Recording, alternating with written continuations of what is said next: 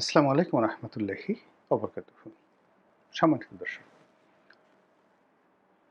বাংলাদেশ থেকে এই মুহূর্তে দিল্লিতে যিনি আছেন, কেউ বলেন পালিয়ে গেছেন, কেউ বলেন হেলিকপ্টারে করে বা প্লেনে করে তাকে রাজকীয় সম্মান জানিয়ে রয়্যাল স্যালুট দিয়ে তাকে বাংলাদেশ থেকে অত্যন্ত সম্মান মর্যাদা সহকারে দিল্লিতে পৌঁছে দেওয়া হয়েছে। আর দিল্লি সরকার তাকে রাজকীয় মেহমান রূপে গ্রহণ করেছে এবং তিনি রাজারহালে সেখানে বিদেশি মেহমান রূপে নরেন্দ্র মোদীর সমপর্যায়ের সেফটি সিকিউরিটি নিয়ে জৌলুসে তিনি আছেন। বলার চেষ্টা করছেন আমরা কিছুই জানি না। তিনি সেখানে প্রাসাদে থাকেন। সেই প্রাসাদে তার সঙ্গে তার বোন শেখ রেহানা থাকেন। তার সন্তান সন্ততি জয়, পুতুল এবং শেখ রেহানার সন্তান সন্ততি অবাধে সেখানে যাতায়াত করেন। তারা ভারত সরকারের শাহী খাবার খান এবং সেখানে বসে তিনি সাক্ষাৎকার দেন, ইন্টারনেট চালান। আমরা যারা টকশো করি, আমাদের সেই টকশো দেখেন। সেখানে বসে তিনি বাংলাদেশের তার হাজার হাজার নেতাকর্মীদের সঙ্গে কখনো ইন্ডিভিজুয়াল, কখনো কালেকটিভলি তিনি অংশগ্রহণ করেন ভিডিও কনফারেন্সে, কখনো কখনো অডিও কনফারেন্সে, বেশিরভাগ সময় অডিও কনফারেন্সে। তার দলের যারা নেতাকর্মী রয়েছেন লন্ডন, আমেরিকা, ফিনল্যান্ড থেকে শুরু করে হেলসিঙ্কি থেকে শুরু করে অন্যান্য যেখানে যেখানে আছেন, Europe, America, Australia, Singapore, Canada, যেখানে যেখানে যত নেতাকর্মী আছেন সবার সঙ্গে তার আন্তর্যোগাযোগ আছে। দলবেঁধে সবাই নেত্রীর সঙ্গে দেখা করার জন্য সেখানে আছেন এবং তাদের বক্তব্য অনুযায়ী শেখ হাসিনা মনে করেন বা তাকে মনে করানো হচ্ছে বা এরকম একটা আবহ তৈরি করা হচ্ছে যে you are in rest, not in exile. অনেক পরিশ্রম করেছেন 17 বছরে।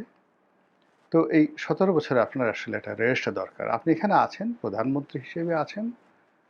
আমরা পথের জঞ্জালগুলো সব ক্লিয়ার করে দিচ্ছি। আবার আপনি গিয়ে প্রধানমন্ত্রীর রূপে ক্ষমতা আরোহণ করবেন। এইভাবে আওয়ামী লীগের যারা অতি চালাক মানুষ, বুদ্ধিমান মানুষ, তারা প্রধানমন্ত্রী, সাবেক প্রধানমন্ত্রী তার সঙ্গে কথা বলার পরে বা দেখা করার পরে এই ধরনের অভিব্যক্তি ব্যক্ত করেছেন যে শেখ হাসিনার যে চিয়ার্স, তার চিয়ার্স মানে তার যে অনুভূতি, আনন্দের অনুভূতি, এটা অতীতের যে কোনো সময় আসছে বেশি। তার স্বাস্থ্য ভালো হয়ে গেছে, কণ্ঠস্বর ভালো হয়ে গেছে, বুদ্ধিও বেড়ে গেছে। তো এই গেল একটি অংশ।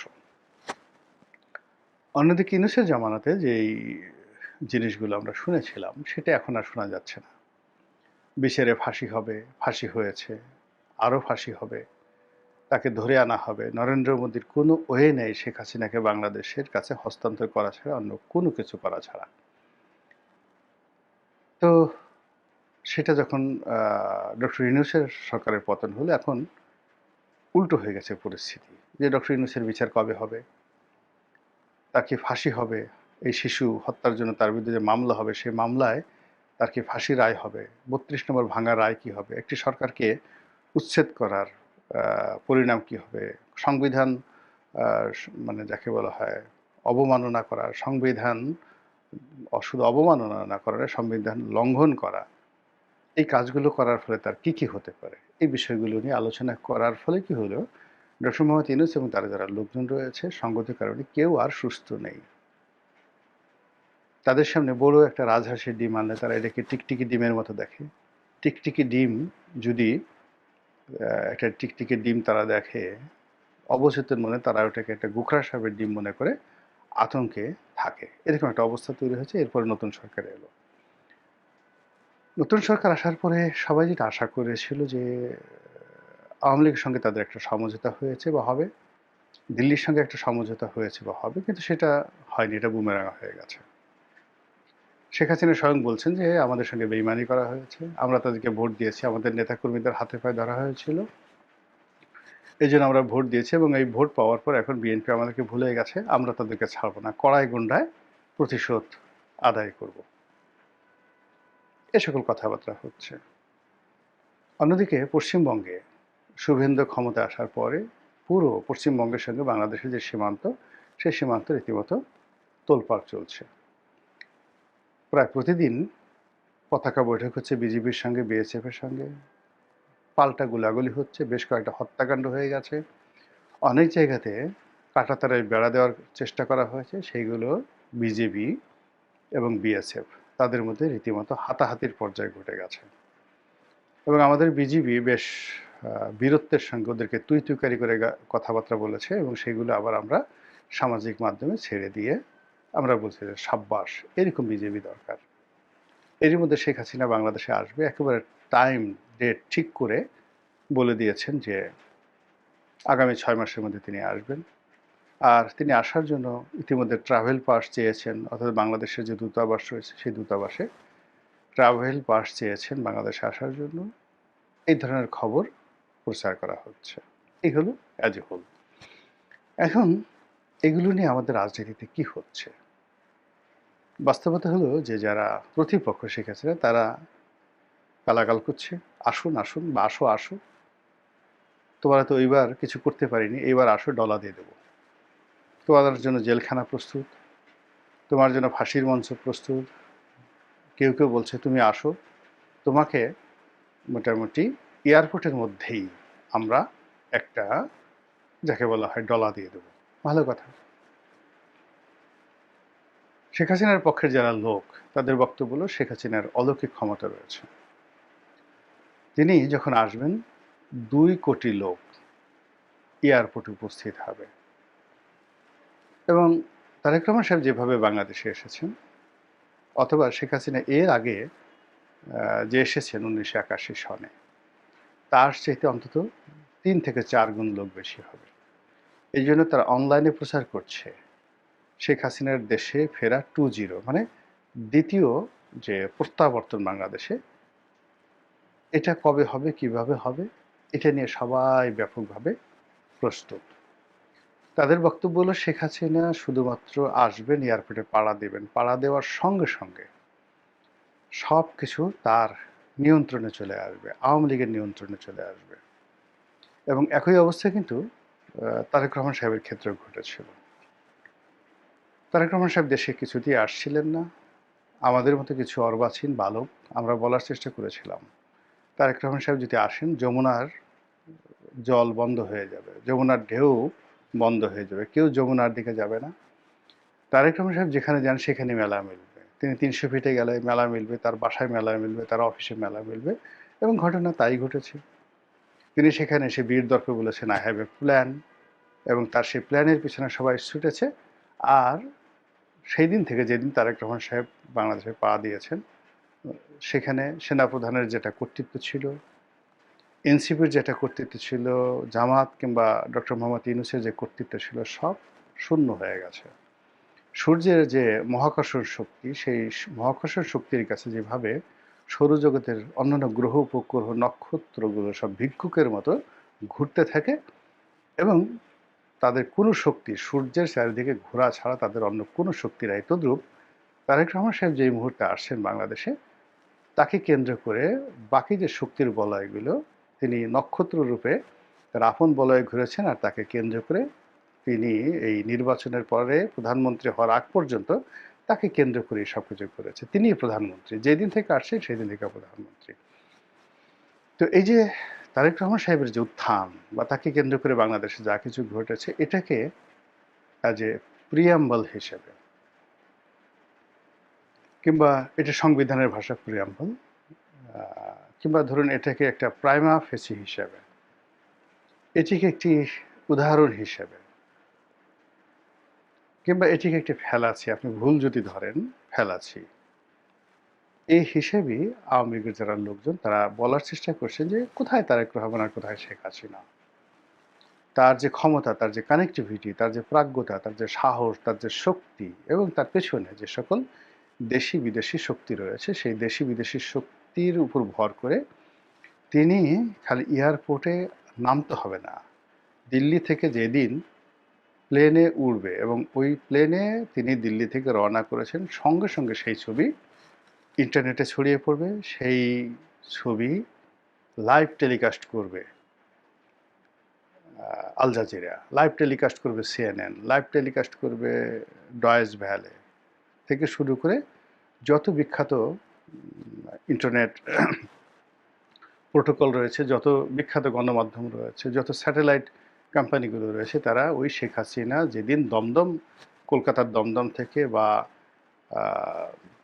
ইন্দিরা গান্ধী আন্তর্জাতিক বিমানবন্দর থেকে, দিল্লি থেকে তিনি বা দিল্লির যে কোনো সামরিক ঘাঁটি থেকে যে প্লেনে করে তিনি আসবেন, ওটা যখন লাইভ টেলিকাস্ট হবে, এই আসছে, এই ১ ঘন্টা আধা ঘন্টার মধ্যে সে এই পর্যায়ে পড়ছে, এখন তার এত ডিগ্রি অক্ষাংশে আছে, এত ডিগ্রি দ্রাঘিমাংশে আসছে, এই মুহূর্তে যে কলকাতায় যেভাবে লাফিয়ে লাফিয়ে বলে না, ময়ূক যারা আছে, ময়ূক রঞ্জন, তারা যেভাবে লাফিয়ে লাফিয়ে বলে এক্ষুনি শেখ হাসিনার প্লেন এই যে চাকা বের করলো, এই যে শেখ হাসিনা দেখুন দেখুন দেখুন, শেখ হাসিনা এখন এই যে তার যে প্লেন বা হেলিকপ্টারের এই জানালা দিয়ে তাকিয়েছে, ওই যে দেখুন দেখা যাচ্ছে সে বাংলাদেশের তাকিয়ে হাসছেন বা তিনি কাঁদছেন, তিনি মোনাজাত করছেন প্লেনের মধ্যে। এখন তিনি বাংলাদেশে নামার আগে তিনি তাহাজ্জুদের নামাজ পড়ছেন, রাত হলে দিন হলে তিনি এখন শুকরানা নামাজ পড়ছেন, এশিকের নামাজ পড়ছেন।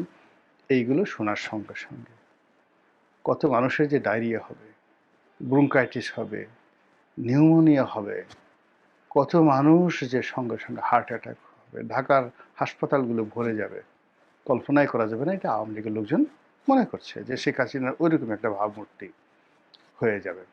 এই গেল একটা। ২ নম্বর হলো যে ধরুন নিয়মতান্ত্রিকভাবে এরকম কিছু হলো না, শেখ হাসিনা আসছেন, তাকে এয়ারপোর্ট থেকে গ্রেপ্তার করা হলো, তাকে সেখান থেকে সামরিক বাহিনী ক্যান্টনমেন্টে নিল, ক্যান্টনমেন্ট থেকে সেনা প্রহরায় তাকে কেন্দ্রীয় কারাগারে নেওয়া হলো। এর কারণ হলো ইচ্ছে করলেই তাকে আপনি ডিম মারতে পারবেন না দীপুমণির মতো। ইচ্ছে করলেই আপনি তাকে নিয়ে ওই যে একাগারের সময় যেভাবে টানা হেঁচড়া করেছেন, কিচ্ছু করতে পারবেন না। এখন তার উপর যে ফোকাস, তার যে ইন্টারন্যাশনাল যে প্রেশার গ্রুপ তার সঙ্গে আছে, এবং ভারতের মতো রাষ্ট্র তাকে যেভাবে প্রোটেকশন দিচ্ছে, আপনি তার পশমের ধারে কাছে যেতে পারবেন না। তাকে শাস্তি দিতে হলো প্রোটোকল অনুযায়ী, শাস্তি দিতে হলো আইন অনুযায়ী তাকে দিতে হবে, এবং এটা শেখ হাসিনা চাচ্ছে। এখন সেই যে শেখ হাসিনা যদি সেটা চায়, তাহলে সেভাবে যদি তিনি দেশে আসেন, জেলখানাতে যান, এটা সামাল দেওয়ার ক্ষমতা কি সরকারের আছে, বাংলাদেশের আছে? এই গেল দ্বিতীয় যে বিষয়। সরকারের যারা লোকজন তারাও বলার চেষ্টা করছেন যে যেখানে আইভির একের পর এক জামিন হচ্ছে, তারপরে তাকে ছাড়ছে না, সরকার কি দুর্বল নাকি? সরকার আগের যে কোনো সময় চেয়ে শক্তিশালী, কাজে কিসের শেখ হাসিনা আসুক না, এবার আমরা দেখিয়ে দেব। তো এই যে শেখ হাসিনাকে কেন্দ্র করে আওয়ামী লীগের যারা লোকজন রয়েছে, তারা রীতিমতো একেবারে সবচেয়ে তাদের যে উৎসব মুখর যে সময়টি, সেই সময়টিতে তারা যেভাবে উদ্বেলিত করে কারো বিয়ে, কারো মুসলমানি, কারো আকিকা, মানে হোয়াট এভার মেবি, কারো ঈদ, এরকমভাবে যে যেভাবে যার জীবনের শ্রেষ্ঠতম আনন্দময় সময় তারা কাটায়। এখন এই যে শেখ হাসিনার আগমনকে কেন্দ্র করে আওয়ামী লীগের প্রায় ৬ কোটি মানুষ এভাবে একটা স্বপ্নের সাগরে ভাসছে।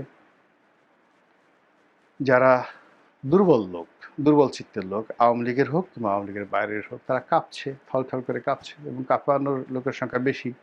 আমাদের দেশের সাহসী লোক খুব অল্প, বেশিরভাগ মানুষই ভীরু। এদের যে কোনো একটা সমস্যা হলে নাভির গোড়ায় চিন চিন চিন চিন করে। এদের অনেকের অন্ডকোষ পেটের মধ্যে চলে যায়। এদের অনেকের ১ মাসের কোষ্ঠকাঠিন্য মুহূর্তের মধ্যে ডায়রিয়া হয়ে যায়। এদের হার্ট অ্যাটাক হয়। এরা অনেক সময় ফ্যাল ফ্যাল করে তাকিয়ে থাকে ভয়ে পড়ে, মুখ রক্তশূন্য হয়ে যায়, এবং এরা কানে শোনে না। এমন বিপদ আসে, সেই বিপদের সময় তারা কানেও শোনে না। এদের সংখ্যা সব দলে বেশি। এই লোকগুলো ভয় পাচ্ছে। সেখানে যদি আসে, তাহলে আমাদেরকে কি মরিচ ডলা দেবে, নাকি ওই যে পাটাপুতের মধ্যে ফেলে যেভাবে বাটে ওইভাবে আমাদের বাটবে, নাকি হামান দিস্তের মধ্যে ফেলে পান যেভাবে ছ্যাঁচে ওইভাবে কি আমাদের ছ্যাঁচবে?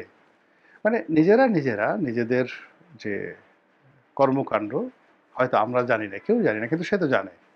জি আল্লাহ, আমি হয়তো গণভবনের এই একটা হাঁস নিয়েছি, হে আল্লাহ আমি তো ওই যে গ্রামের অমুক এক আওয়ামী লীগ নেতার সেই গরু চুরি করেছি, হায় আল্লাহ আমি তো ওই আওয়ামী লীগ নেতার বাসায় গ্রিল ভেঙেছি। এরকম যে যার মতো করে যারা এই গত ২ বছরে যা কিছু করেছে, বা কেউ হয়তো বলতে পারে হায় আল্লাহ আমি তো কিছুই করিনি, কিন্তু আমি মনে মধ্যে শেখ হাসিনাকে গালাগালি করেছি, তুমি তো সাক্ষী, এখন আমার কি হবে?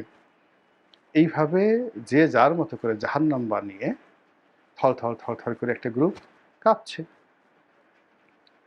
তো এই যে আনন্দ এবং হাসি এবং কান্না, এই কান্নার মধ্যেই সময় চলে যাচ্ছে নিরন্তর গতিতে। আর সে সময় আমাদেরকে কোন কালে ঠেকাবে, কোন পরিণতিতে ঠেকাবে, সেটা আসমানের মালিক একমাত্র মহান আল্লাহ রাব্বুল আলামিন ছাড়া আর কেউ জানেন না। আসসালামু আলাইকুম রহমতুল্লাহি ওয়া বারাকাতুহু।